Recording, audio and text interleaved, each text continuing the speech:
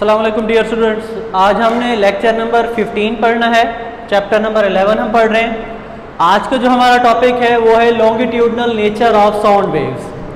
पिछला जो इससे लेक्चर था उसमें हमने डिस्कस किया था कि साउंड वेव्स जो हैं वो मैकेनिकल नेचर की होती हैं। वेव्स की दो टाइप्स होती हैं, मैकेनिकल वेव्स और इलेक्ट्रोमैग्नेटिक वेव्स। मैकेनिकल वेव्स वो होती हैं जिनको ट्रैवल करने के लिए मीडियम की ज़रूरत होती है, तो साउंड जो है वो मैकेनिकल वेव है। अब मैकेनिकल की भी दो टाइप्स होती हैं, लॉन्गिट्यूडनल वेव्स और ट्रांसवर्स वेव्स। तो आज हमने ये साबित करना है कि जो साउंड की वेव्स है वो लॉन्गिट्यूडनल नेचर रखती हैं। तो इसको हम एक्सपेरिमेंट के जरिए से साबित करेंगे और उसके लिए जो हम डिवाइस यूज करेंगे वो ट्यूनिंग फोर्क है, जो हम साउंड के प्रैक्टिकल्स के लिए आमतौर पर इस्तेमाल करते हैं।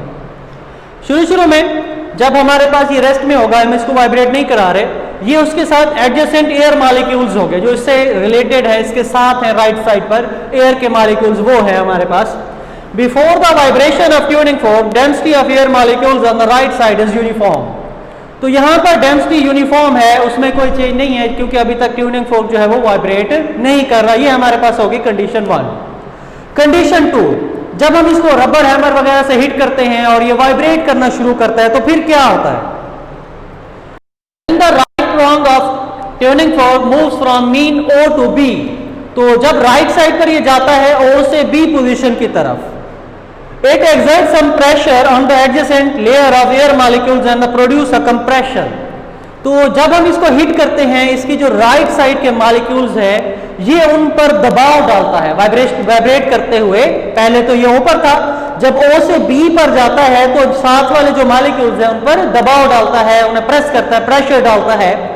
तो यहाँ पर प्रेशर ज्यादा हो जाता है और ये वाला रीजन यहाँ पर प्रेशर ज्यादा होता है, इसको क्या कहते हैं हम? कंप्रेशन कहते हैं। यहाँ पर हमारे पास क्या बन गया? कंप्रेशन। दूसरी तरफ थर्ड कंडीशन में हम देखें, थर्ड कंडीशन में जब ये वापस O से A की तरफ आता है, यानी कि पहले ये ऊपर था, फिर B पर गया, फिर B से O की तरफ, O से फिर किसकी तरफ जाएगा? A की तरफ जाएगा। A moment later the prong becomes to move from B towards A। फिर B से A की तरफ जा रही है, यानी कि अब लेफ्ट साइड पर जा रहा है। पहले राइट साइड पर हमने पढ़ा है, कंप्रेशन बना है, अब हम इसको कहां लेके जा रहे हैं? लेफ्ट साइड पर।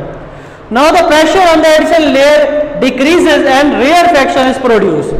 अब हम देखते हैं कि यहां पर जो हमारे पास प्रेशर था वो डिक्रीज हो गया है, वो जो कंप्रेशन था वो आगे चला गया, लेकिन अब क्योंकि ये लेफ्ट साइड पर जा रहे हैं तो इधर जो है हमारे पास जो है वो प्रेशर डिक्रीज हो गया।